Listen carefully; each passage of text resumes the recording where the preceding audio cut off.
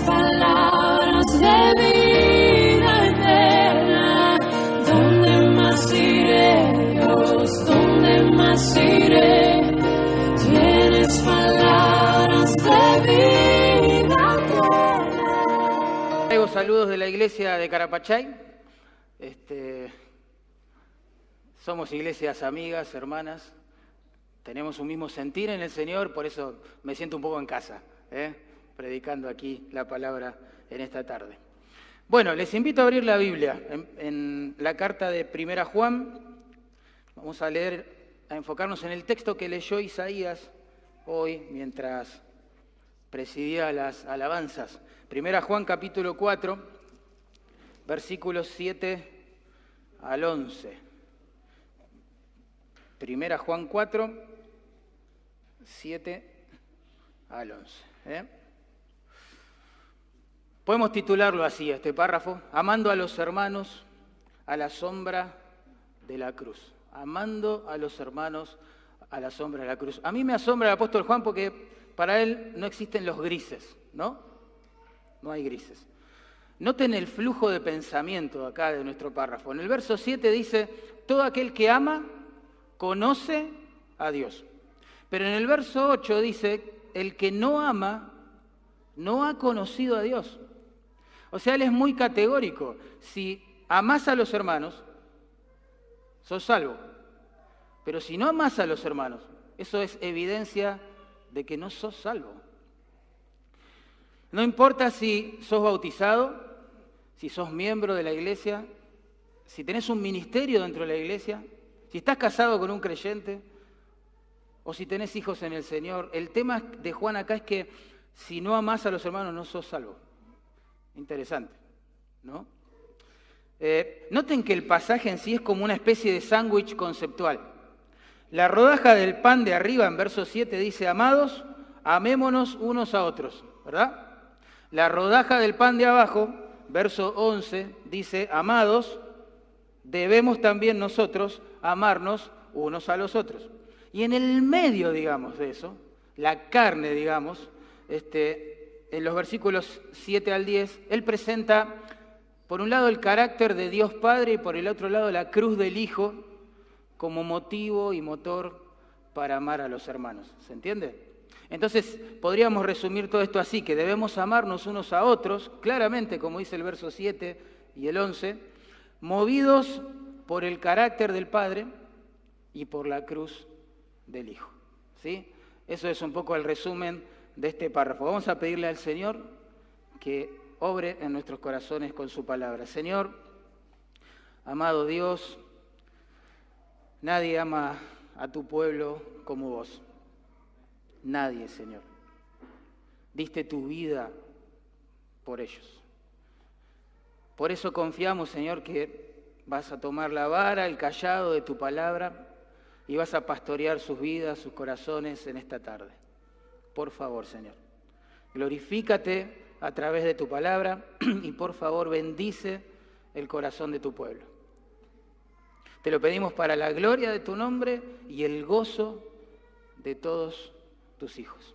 En el nombre de Jesús, amén.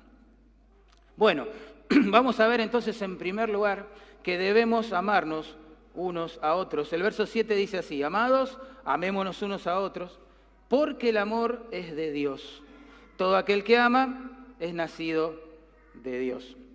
Bueno, ustedes saben, hermanos, que en toda la carta Juan está rebatiendo una falsa doctrina, digamos, que estaba circulando por allí, que tenía nociones dualistas, que por un lado pensaban que todo lo que es material es malo en esencia y todo lo que es espiritual es bueno, es santo, también en naturaleza. ¿Bien? Esta idea quizás lo llevaba a pensar que por un lado estaba bien amar a Dios, porque Él es un espíritu bueno en esencia, pero que no era tan necesario ni prioritario amar a los hermanos de carne, ¿sí? Y que no son tan buenos. ¿Se entiende? Entonces yo me los imagino por allí, hablando por los pasillos de la iglesia, diciendo cosas como estas, ¿no? Ay, sí, yo amo tanto a mi Señor, pero tengo problemas a la hora de amar a mis hermanos, ¿no? Una cosa es amar al Señor y otra cosa es amar la iglesia del Señor. Son cosas distintas, ¿verdad? Una cosa es amar al santo Dios. Y no necesariamente por eso yo voy a tener que amar a los hermanos y soportar sus pecados, ¿no? Me imagino conversaciones así. Ahora, en 1 Juan capítulo 3:10, él vuelve a ser categórico al respecto. Y dice esto: en esto se manifiestan los hijos de Dios y los del diablo. Atención. Todo aquel que no hace justicia y que no ama a su hermano no es de Dios. No es de Dios. De hecho, el verbo que acá se traduce amémonos, ¿verdad?, implica una acción habitual, describe un estilo de vida, describe, digamos, aquella virtud que debería caracterizar nuestras reuniones cada vez que nos encontramos, de manera formal aquí en un culto el domingo, quizás de manera informal en los hogares, no sé, donde sea. Lo cierto es que deberíamos caracterizarnos por el amor fraternal. De hecho, Jesús dijo que esa sería la señal por la cual el mundo podría llegar a pensar que de verdad nosotros somos cristianos. Que de verdad nosotros seguimos a Cristo.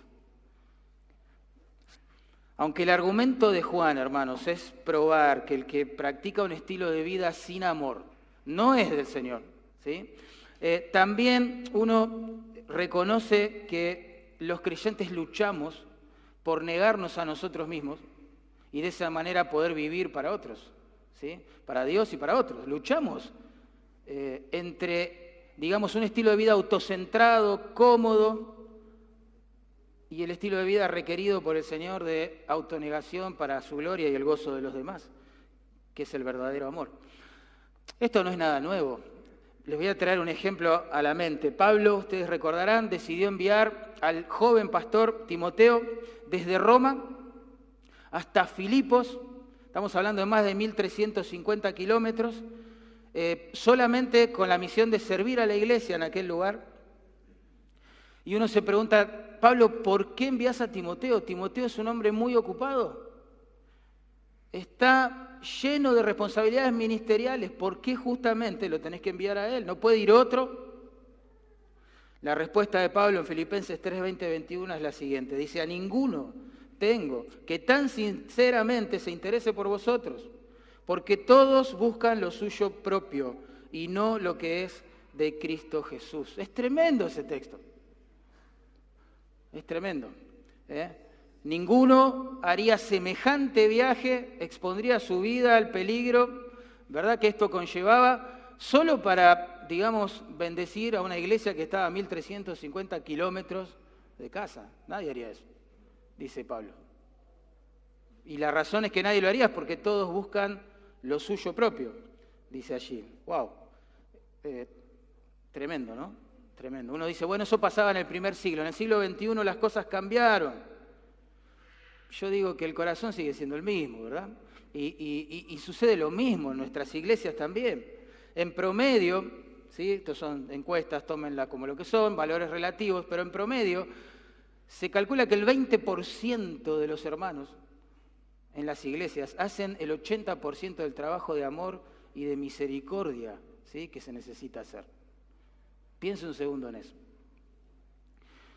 Siempre es el mismo grupito que está allí, generalmente, en las iglesias, preocupado por los demás.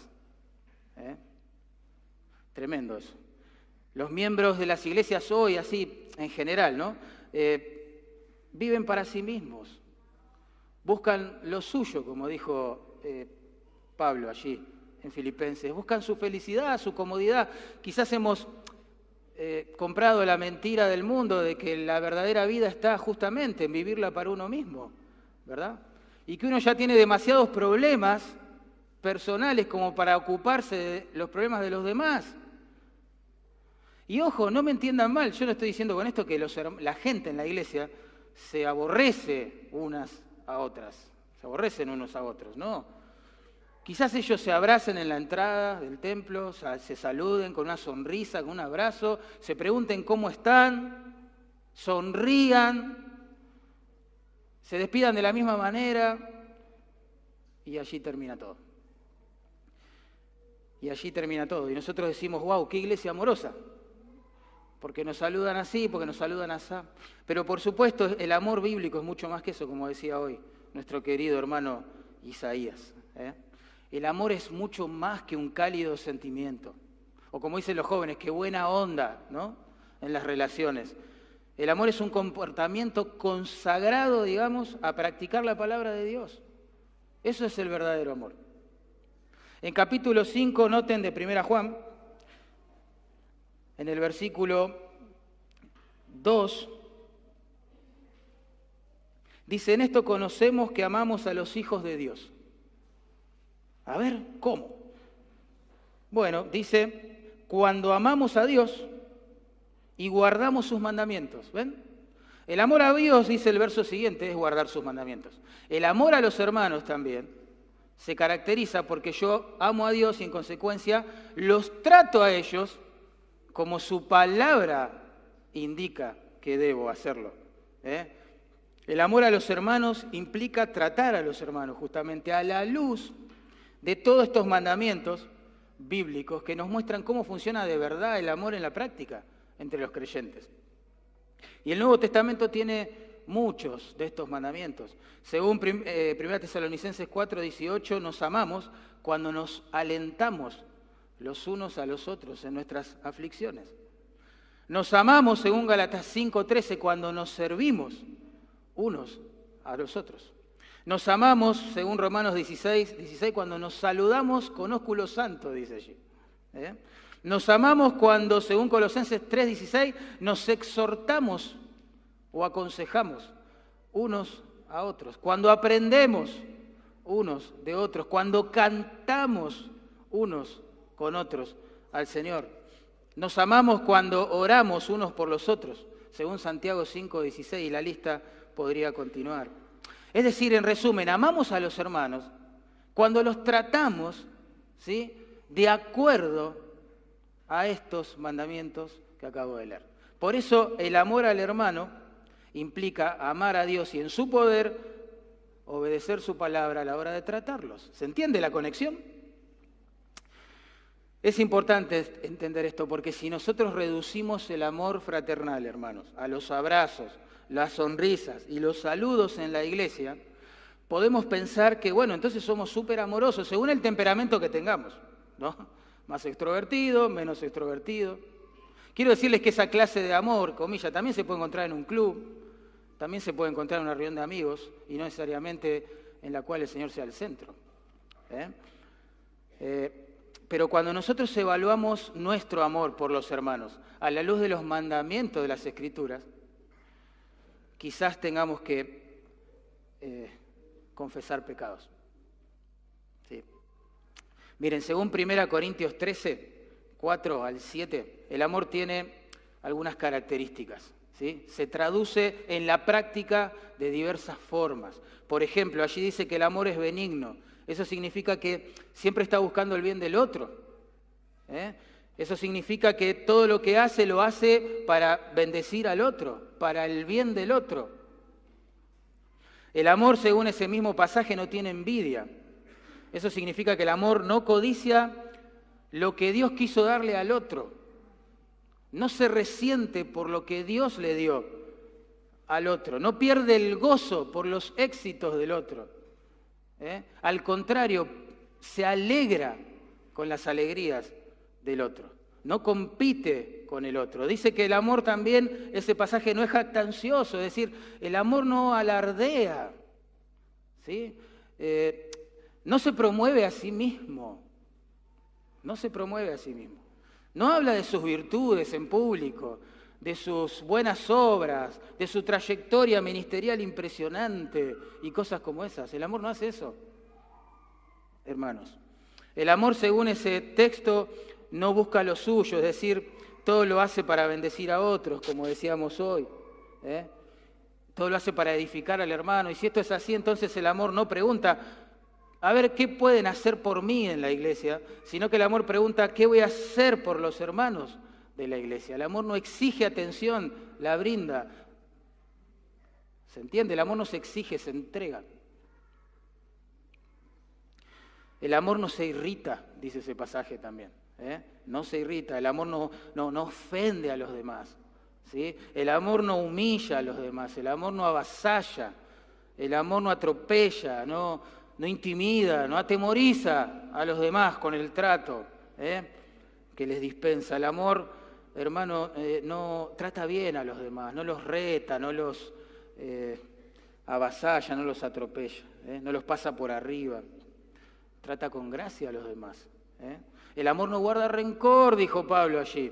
El amor no guarda un registro, es la idea, escrito en el corazón de las ofensas pasadas, de los errores de los demás. No usa esas ofensas, esas caídas, esos tropiezos de los demás como espadas de guerra en momentos de conflicto. El amor no es histórico, hermanos. Como el Señor, el amor olvida. Y así podríamos seguir. Y cuando uno analiza su forma de tratar a los hermanos a la luz de pasajes como eso, se da cuenta que sí, es verdad, el amor es mucho más que sonrisas, que abrazos y buena onda, ¿verdad? Tremendo. El amor es fruto del Espíritu Santo. Es el Espíritu Santo el que nos capacita para negarnos a nosotros mismos, de modo que no le neguemos el servicio, el amor, el ministerio, lo que el otro necesita. ¿Bien? Ahora, la pregunta que tenemos que hacernos es, bueno, ¿hay alguien que haya amado así? ¿Dónde realmente nosotros podemos encontrar motivación y un modelo a la vez para amar de esta forma a los demás, a los hermanos y a las hermanas? Bueno, esto nos lleva a nuestro segundo punto.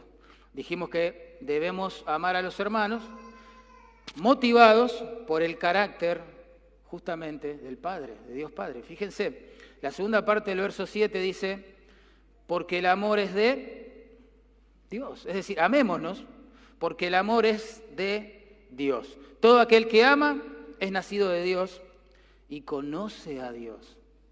Ahí está.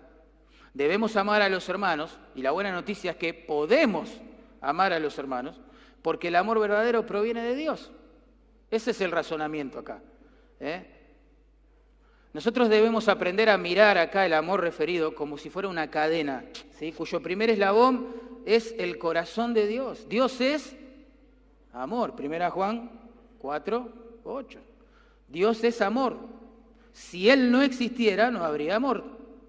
Todo verdadero amor fluye de Él. Ese es el primer eslabón. El segundo eslabón en esta cadena es el don del Espíritu Santo. Pablo nos explicó en Romanos 5:5 que cuando uno cree en el Señor, su amor es derramado, ¿se acuerdan? En nuestros corazones, por medio del Espíritu Santo que nos fue dado. Es decir, el amor que está en Dios llega a tu vida y a la mía por medio del Espíritu cuando nos arrepentimos. Y ese es el segundo eslabón. El tercer eslabón es el fruto del Espíritu. El fruto del Espíritu Santo. Cuando andamos en obediencia al Señor, su Espíritu controla nuestras vidas, produce fruto en nuestro carácter. Y el primero es amor. ¿Se acuerdan? Más el fruto del Espíritu es amor, gozo, etc. Amor. Entonces ese es el tercer eslabón de la cadena. Nace en Dios, llega a nosotros por medio de su Espíritu, se manifiesta en la práctica a través del fruto del Espíritu. Y acá llegamos a nuestro cuarto eslabón, bueno, es la práctica del amor, cuando ya con ese amor que hay en Dios y que llegó a nosotros y se manifiesta por el Espíritu, amamos a los hermanos. ¿Sí? Así que si sos un creyente, no podés excusarte diciendo, bueno, yo no amo a mis hermanos porque no tengo el poder para hacerlo. No podés decir eso. O no amo a mis hermanos porque yo no puedo perdonar las ofensas, ¿sí? Que me propiciaron. No puedo.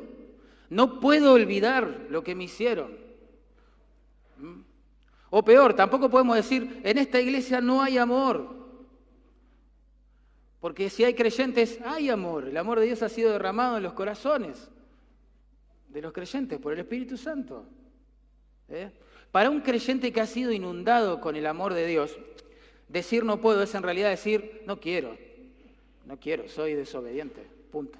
Prefiero vivir para mí mismo hasta que Dios, por supuesto, nos discipline, ¿no?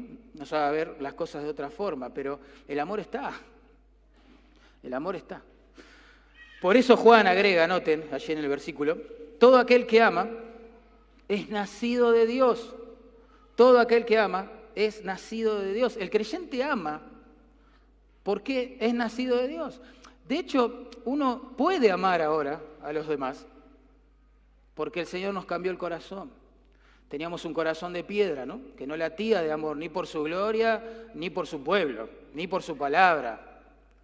Pero el Señor cambió ese corazón de piedra, nos dio uno de carne, ¿sí? Que ahora sí se acelera por su gloria y por el bien de los demás. ¿Se entiende?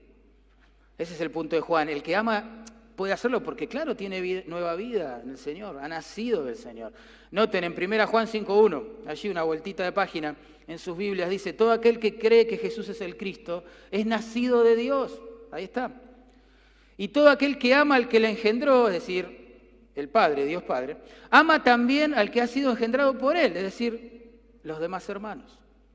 ¿Ven? El razonamiento aquí. El que es nacido de Dios, inevitablemente va a amar a los otros que han nacido también de Él, es decir, a sus hermanos. Es un hecho en la vida, ¿no? Que para bien o para mal, los hijos se parecen a sus padres, ¿no? En un sentido. Nosotros decimos de tal palo, Proverbios, ¿cuánto era eso? Nada. De tal palo, tal astilla. Para bien, para mal, es cierto a veces, pero nuestros hijos se nos parecen, porque quizás tienen un cierto reflejo de nuestra apariencia física o de nuestra conducta habitual, porque ellos tienen nuestra herencia genética, nuestra herencia cultural, ¿sí? Es así, se nos parecen. Y esta es la lógica que Juan usa acá, ¿eh? Los creyentes nos amamos, ¿sí? Porque nosotros tenemos la herencia espiritual de nuestro amoroso Padre Celestial, ¿sí? En un sentido, a medida que progresamos en caminar con Él, nos vamos reflejando un poquito más su carácter, ¿sí? Que entre otras cosas es amor, ¿verdad? Nos amamos porque nuestro Padre es amor, hermanos. Esa es la razón, ¿bien? Y Juan agrega algo más, noten. Dice, todo aquel que ama conoce a Dios ahora. Todo aquel que ama conoce a Dios. El verbo que allí se traduce conoce implica mucho más que conocer datos, digamos, acerca de una persona, nombre, apellido, DNI, es mucho más que eso. Involucra la idea de una relación íntima y vivencial con el objeto, la persona que se ama, ¿sí? Es un conocimiento vivo, experimental con esa persona. Le voy a poner un ejemplo que ilustra esta palabra. ¿Ustedes recuerdan cuando Jesús dijo que iba a enviar a aquellos falsos maestros a condenación? Que lo iba a hacer con estas palabras. Nunca os conocí. Apartados de mí, hacedores de maldad. Él dice, nunca los conocí. La razón por la que los va a condenar es porque nunca los conoció. Y la evidencia es que ellos siguieron practicando la maldad. Pero el punto es que no los conoció. ¿Qué está diciendo Jesús? Que los va a enviar a condenación porque no sabía algunos secretos respecto de su vida, algunos datos. No, los va a condenar porque no tuvieron una relación, ¿sí? Viva, cercana, experimental con Jesús por medio de la fe.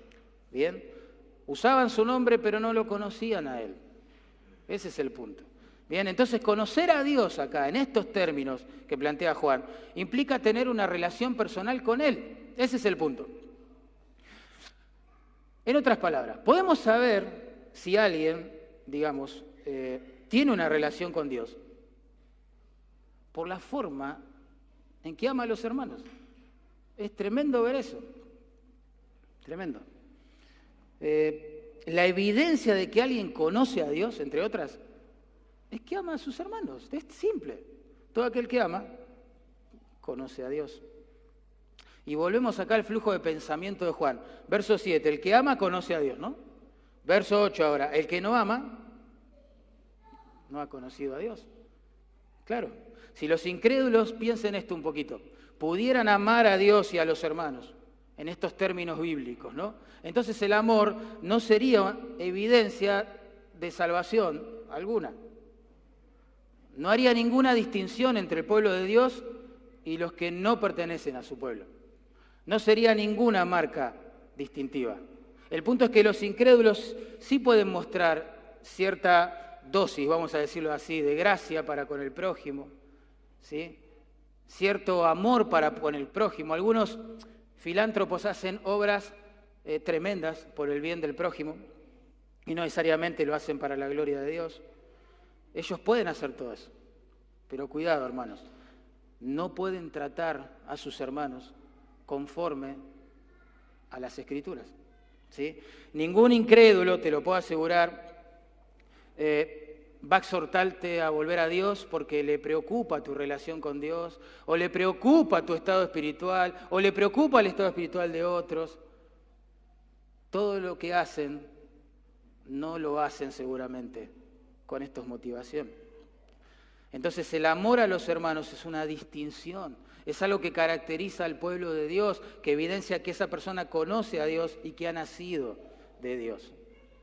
Porque, hermanos, es como dijo Isaías hoy, cuando Dios salva a alguien, cuando le hace nacer de nuevo, digamos, le da vida nueva, cuando Dios decide conocer a esa persona, sus afectos cambian totalmente, totalmente. Esa persona comienza a amar a Cristo, esa persona comienza a amar a la esposa de Cristo, la iglesia.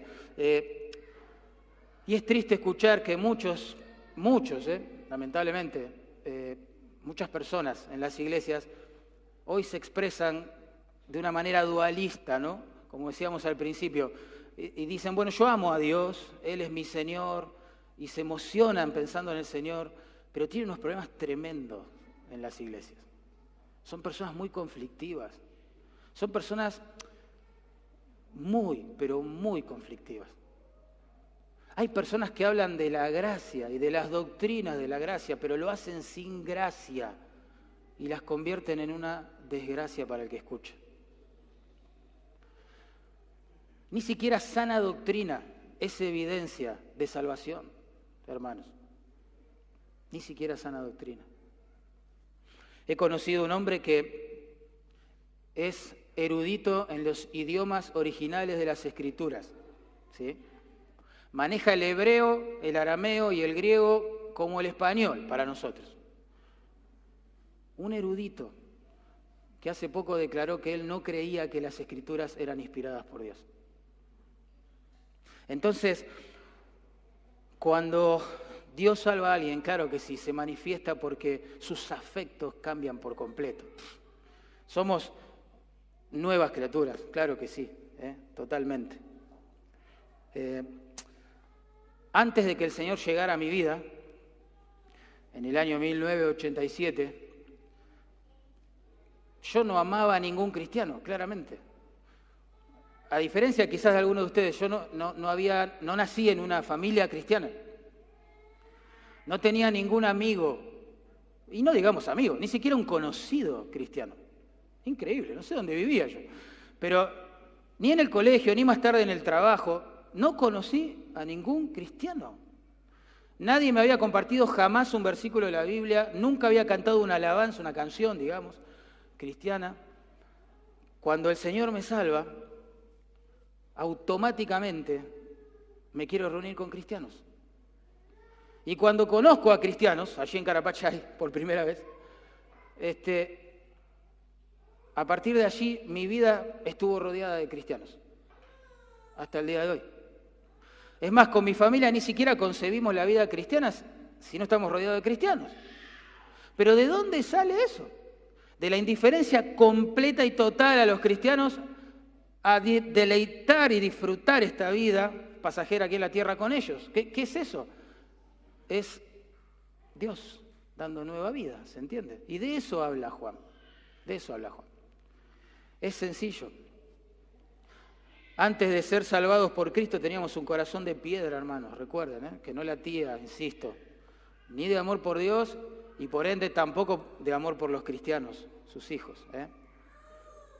Por eso cuando una persona dice ser creyente y teniendo la posibilidad de congregarse en una iglesia sana, una iglesia bíblica, una iglesia en perfección, porque perfecta no existe, pero una iglesia en perfección, y no lo hace, o lo posterga, o prioriza otras actividades, otras reuniones, otras salidas, otras causas así secundarias, algún pasatiempo, yo seriamente me pregunto, ¿será un creyente? ¿Será un creyente? O cuando alguien se expresa así, ¿no? Yo estoy bien con Dios. Estoy pasando mi mejor momento con Dios. Leo la Biblia en mi casa, con mi familia, escucho prédicas en YouTube. No necesito la iglesia. Y uno se pregunta, wow, ¿será un creyente? Porque el Espíritu Santo, hermanos, produce el fruto del amor hacia los hermanos. Claramente, claramente. Puede tratarse de un creyente que no anda en el Espíritu, claro, sí. Todos pasamos momentos malos en la vida espiritual, claro, puede ser. Pero suele tratarse de un profesante que no tiene el Espíritu. Y eso es triste, créame, es triste. Noten, en el verso 8 Juan concluye este punto diciendo, el que no ama, otra vez, entonces, ¿no? Diríamos nosotros, después de todo lo visto, claro, no ha conocido a Dios. Y uno le pregunta, ¿por qué, Juan? Y porque Dios es amor, responde allí en el texto. Esa frase Dios es amor debe entenderse en el contexto de toda la Biblia, ¿no, hermanos? Algunos asumen que porque Dios es amor, digamos, no puede castigar el pecado, condenar el pecado, ¿sí? Algunos asumen que porque Dios es amor, a Él no le importa mucho lo que hacemos con nuestra vida, en qué pensamos, en qué creemos, cómo nos manejamos. Bueno, no es así, claramente. El mismo Juan, que acá en capítulo 4, verso 8, dice que Dios es amor. En el capítulo 1, verso 5, dice que Dios es luz. ¿Se acuerdan? ¿Se acuerdan? Eso significa que el amor de Dios está atado, fusionado a su santidad también. ¿Bien? No es que Dios es 50% amor y 50% luz. No, Él es 100% amor y 100% luz, santidad. Dios nos ama con la totalidad de sus atributos y por lo tanto nos ama de manera santa. Ese es el punto. Él no puede, en nombre de su amor, digamos que es parte de su esencia, consentir los pecados de su iglesia o dejar de condenar a los incrédulos, ¿se entiende? No se puede. Nunca va a ser eso. Él no va a tener por inocente al culpable, dijo el profeta. El amor de Dios es santo, santo, santo, ¿verdad? Por eso, en la lista allí de 1 Corintios 13, que Pablo elabora para mostrarnos cómo funciona en la práctica el amor, él dice también allí que el amor no se goza de la injusticia, ahí está, mas se goza de la verdad. El amor que viene del Señor no es compinche de pecado de nadie, hermano. Yo no puedo en nombre del amor participar de una mesa donde se está murmurando de alguien, donde se está calumniando de alguien, y por amor callarme y no decir nada. No, el amor que viene del Espíritu Santo está atado a la santidad de ese Espíritu Santo. ¿Se entiende? El amor no es compinche de pecado de nadie, no se ríe del pecado, no le causa gracia al pecado, no se alegra escuchando chisme, participando de quejas y cosas como esas. No, el amor, dice el apóstol Pablo, se goza de la verdad. ¿Se entiende? Ahora, pensemos un poquito. Debemos amarnos unos a otros y podemos hacernos, ¿no? Motivados por un lado por el carácter de Dios Padre, pero quizás acá el impacto crece aún más pensando en la cruz del Hijo, en la crucifixión del Hijo. Noten, verso 9. En esto se mostró el amor de Dios para con nosotros. Uno dice, ¿cómo sé que Dios me ama? Dios mostró su amor. Lo hizo, ya lo hizo. ¿Cómo? Dice allí, en que Dios envió a su Hijo unigénito para que vivamos por Él. Tremendo. Dios mostró su santo amor para con nosotros, su pueblo, enviando a su Hijo a pagar la deuda de nuestros pecados. ¿Verdad? Esto corrobora el hecho de la frase anterior, Dios es amor, no significa que Él no va a castigar ni condenar el pecado. De hecho, lo castigó y lo condenó en el cuerpo de su Hijo. Tremendo. ¿Saben que en la cruz el amor y la santidad de Dios se besaron? Quedaron en evidencia. ¡Wow! Dios es tan santo, que estuvo dispuesto hasta a sacrificar a su hijo. Alguien tenía que pagar por el pecado. Y uno dice mirando la cruz también, wow, Dios es tan amoroso que no me condenó a mí. El mismo Dios que en su justicia debería condenarnos por nuestro pecado, en su amor impresionante, condena a su Hijo, el que nunca pecó, en nuestro lugar, hermanos. Eso es lo que dice Pablo en Romanos, capítulo 5, verso 8, que hoy cantábamos. Dios muestra su amor para con nosotros, ¿en qué? En que siendo aún pecadores, ¿qué? Cristo murió por nosotros, ¿entienden? El santo y justo amor de Dios, entonces, no debería ser representado, digamos, con un corazón, sino con una cruz bañada en sangre, hermano. Y uno se pregunta, ¿por qué sacrificar a aquel que nunca pecó en lugar de los que vivimos pecando? ¿Por qué la cruz? ¿Por qué? Y la respuesta aquí de Juan es por amor, por amor. Noten que el amor acá y la santidad de Dios, hermanos, trabajan juntos, trabajan juntos. Juan está maravillado aquí a este punto, creo yo, en el verso 9, del amor de Dios. Él podría haber expresado lo mismo de otra forma, quizás. Podría haber dicho esto. Bueno, Dios envió a Jesús. En esto se mostró el amor de Dios para con nosotros, en que envió a Jesús. O que envió al Mesías, ¿no? Sin embargo, él dice, Dios envió a su Hijo unigénito. Piensen en eso un segundo. Dios envía en primer lugar a su Hijo, lo más preciado que siempre tuvo. Desde siempre. Tuvo comunión perfecta con este Hijo. Lo entrega. ¿Entienden? Pero no solo dice que entrega al Hijo, sino que entrega al unigénito. Wow. Es decir, el único, ¿no?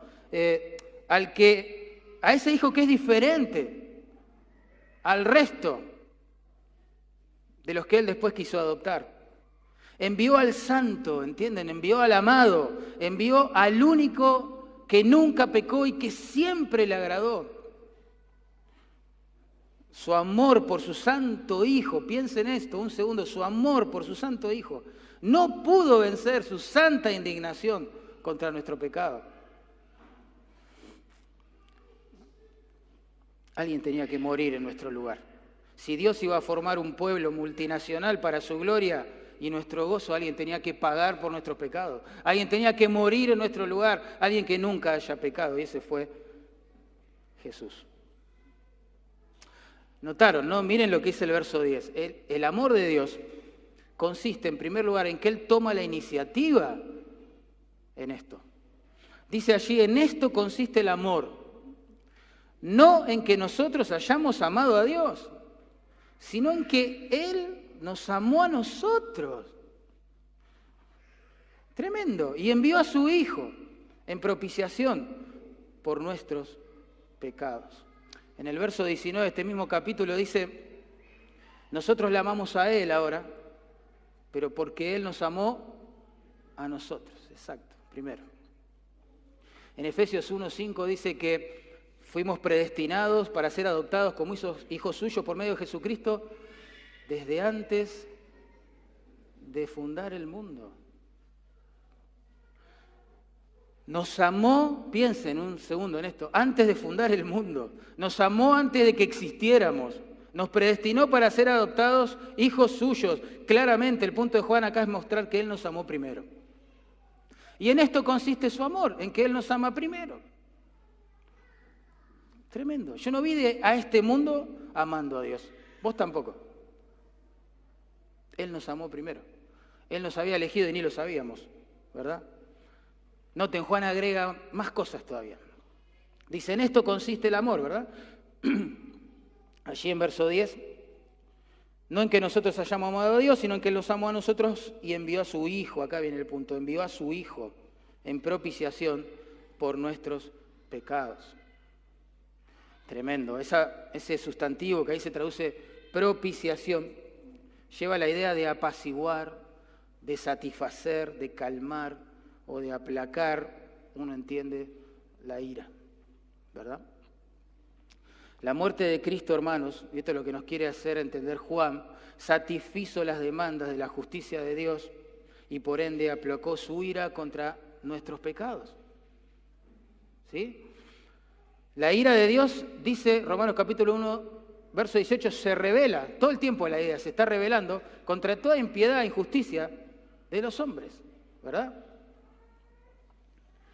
Claro que sí. Y es más, en Romanos 2:5 dice que por la dureza del corazón del hombre está atesorando cada vez una dosis mayor de ira para el día de la ira, es decir, para la manifestación del juicio de Dios.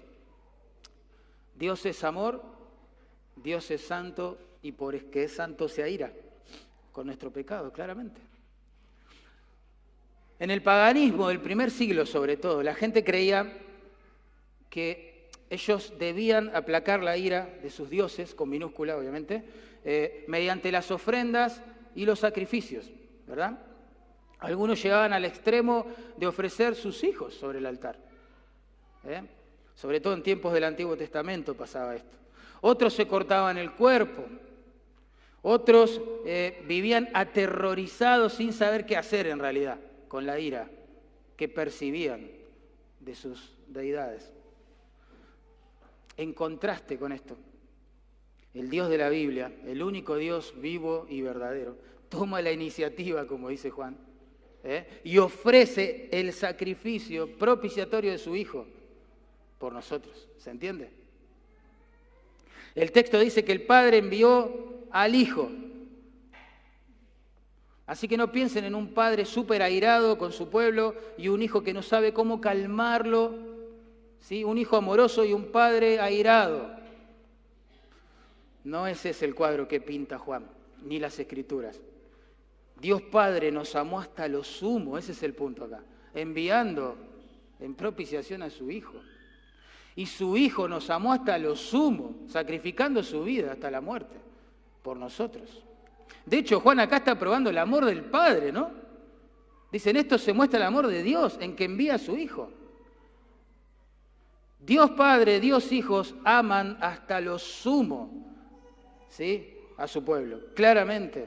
El Padre lo demuestra enviando al Hijo, el Hijo lo demuestra sacrificándose por todos nosotros. Y lo hizo, dice el texto, para propiciar nuestros pecados. El hombre pecador es incapaz de aplacar la ira de Dios, no puede hacer nada para cambiar esa situación. Solo Dios puede satisfacer su propia justicia, solo Dios.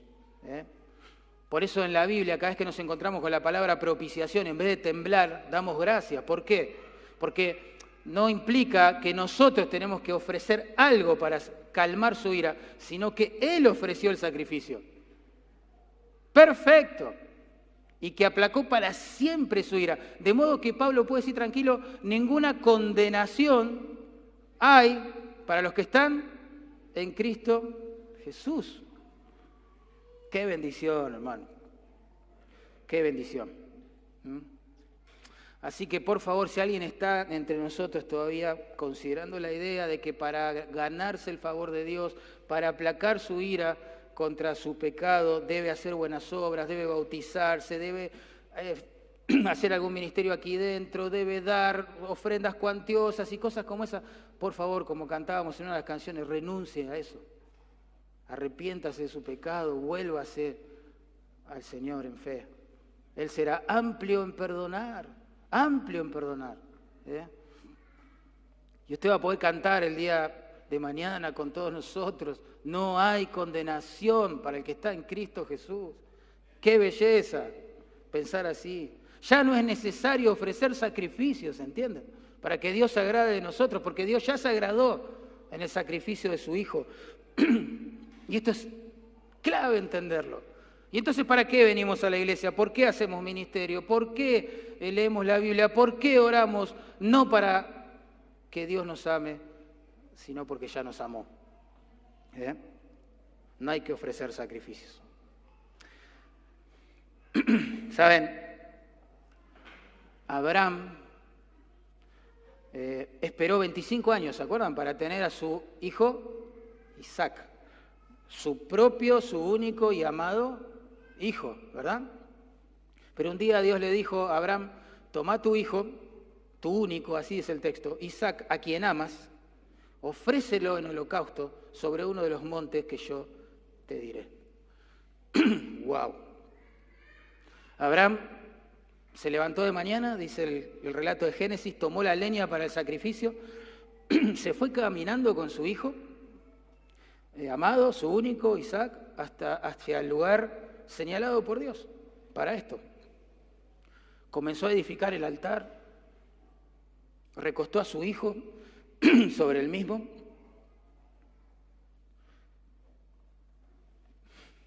Y uno dice, algo tiene que pasar acá, no puede ser. Es el hijo de la promesa. Bueno, sabemos lo que pasó, ¿no?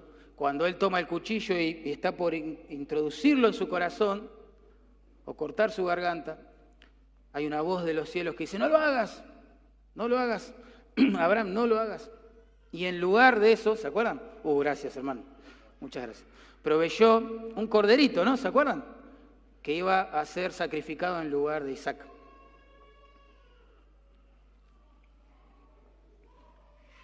Ahora sí, gracias. Perfecto. Miles de años después de ese evento, Dios Padre caminaría junto a Dios Hijo, su unigénito también, Jesús, al que tanto ama, ¿verdad? Hacia el lugar de su crucifixión. Y uno lee el relato de los evangelios, trae a la mente el relato de Génesis 22 y piensa, bueno, Dios no va a permitir que su hijo muera. Algo va a pasar. Quizás cuando lo estén por clavar al madero, ¿no? Él va a intervenir de alguna manera. Y va a proveer un cordero que muera en lugar de él. Pero nada de esto sucede, ¿no? El amado Hijo es escupido por los pecadores. El amado Hijo es burlado por los pecadores, el amado Hijo es azotado por los pecadores, el amado del cielo es coronado de espinas, crucificado, y el cielo está en silencio. No se escucha voz alguna, nadie hace nada, nadie interviene, el Padre no hace nada, el Hijo muere. Y uno se pregunta, ¿por qué Dios no frenó todo eso y proveyó un cordero? Porque el Hijo era el cordero. Juan dijo acerca de Jesús, Él es el Cordero de Dios, ¿se acuerdan? Que quita. De ese modo, hermanos, el que nunca pecó, ¿entienden? Sufrió el castigo que merecemos los que vivimos pecando. El justo, dijo Pedro, murió por los injustos, para llevarnos a Dios. Alguien tenía que pagar por nuestros pecados. Y ese fue el Señor. Y sabes, como la muerte no puede retener al que nunca pecó, porque la paga del pecado es la muerte, ¿no? Él resucitó al tercer día, como lo había anunciado, como lo anuncia todavía, y cada día la tumba vacía, ¿no? Él resucitó, Él prometió venir a buscar a su iglesia, Él prometió juzgar a los vivos y a los muertos y establecer su reino. Pero antes de hacer todo eso, Él está llamando en su misericordia a todo hombre en todo lugar que se arrepienta de su pecado, que confíe en Cristo.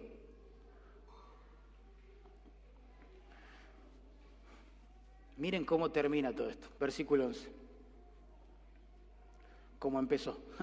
Amados, si Dios nos ha amado así, debemos también nosotros amarnos unos a otros. Juan conecta las cosas que Dios hizo por amor a nosotros, con las cosas que nosotros deberíamos hacer por amor a los hermanos. Es el mismo razonamiento de Primera Juan 3:16, fíjense, den vueltita una página. Dice allí, en esto hemos conocido el amor, en que Él puso su vida por nosotros, también nosotros debemos poner nuestras vidas por los hermanos. Esa es la idea, esa es la idea. debemos extender el amor que Dios trajo a nuestras vidas a través de su Espíritu hacia afuera.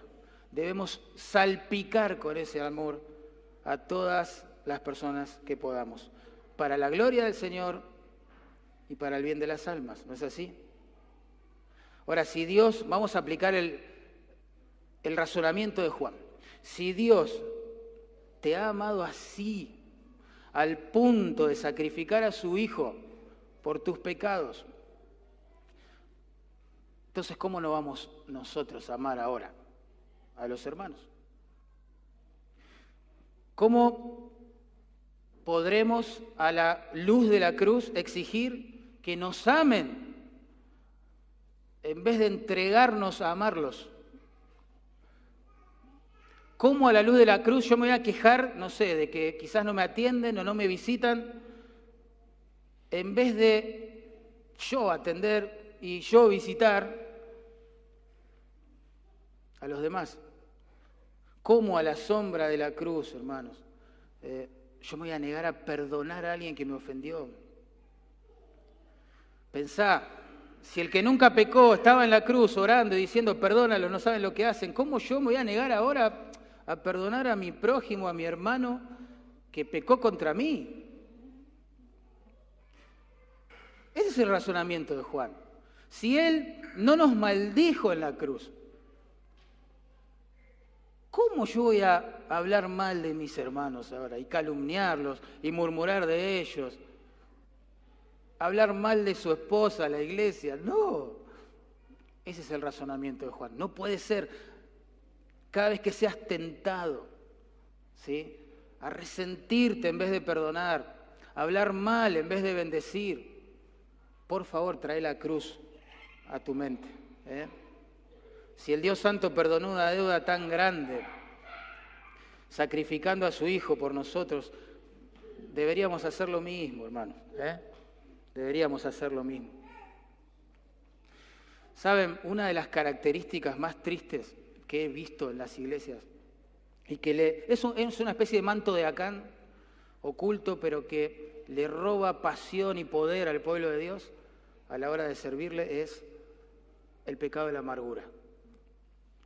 En las iglesias, sobre todo, tienen muchos años, ¿no?, de vida, hay mucha gente amargada con otras, unos con otros. Y hay causas que son históricas. Qué sé yo, en tal año, tal familia hizo tal cosa que ofendió a la otra familia. Entonces los hijos ahora, la segunda generación, crecen sospechando unos de otros. Y la amargura, el resentimiento ha deformado, ¿sí?, ha afeado el rostro de la esposa de Cristo. Y eso sucede, puede ser porque esas personas no son del Señor, diría Juan, ¿no? Entonces no aman a los hermanos. Pero también puede ser porque son del Señor, pero no andan en el Espíritu. Están en desobediencia, están en pecado. Cantan alabanzas el domingo, pero están mal con sus hermanos o con sus autoridades en el corazón. Y eso, al no resolverse a los pies de la cruz, mediante la reconciliación y el perdón, va como un cáncer, ¿no?, haciendo metástasis en el alma del creyente. Y lo va destruyendo. De hecho, la palabra resentimiento significa eso, etimológicamente hablando, volver a sentir todo el tiempo. El daño de la ofensa como si me lo hubiera hecho ahora, diciendo que quizás fue algo que escuché o que sucedió hace años o meses.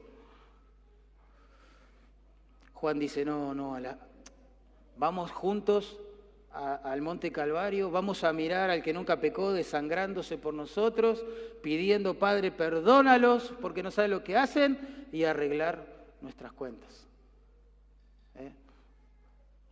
Quizás vos estás aquí en este domingo, aquí sentado, y tenés un problema sin resolver.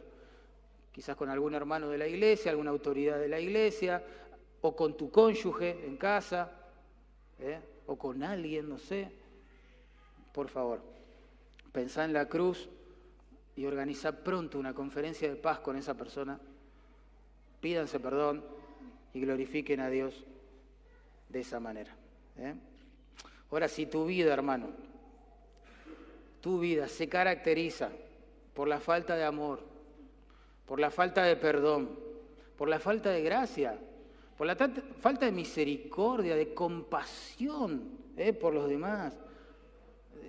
No, si se caracteriza tu vida porque no tenés ganas de ver a tus hermanos, de congregarte, no tenés ningún interés en el bien espiritual de ellos, si tu alma está llena de rencores y de amargura y de egoísmo y de celos amargos y de resentimiento, de quejas, por favor examínate si estás en la fe. Yo no te puedo decir sos cristiano o no, pero sí te puedo, en el nombre del Señor, animar a que examines tu fe, porque Juan es muy categórico, dice, el que ama, conoce y es nacido de Dios. El que no ama, no conoce a Dios. Bueno, vamos a orar. Que el Señor bendiga su palabra. Pastor Isaías o Sergio, no sé. Diego, perfecto. Diego, hermano.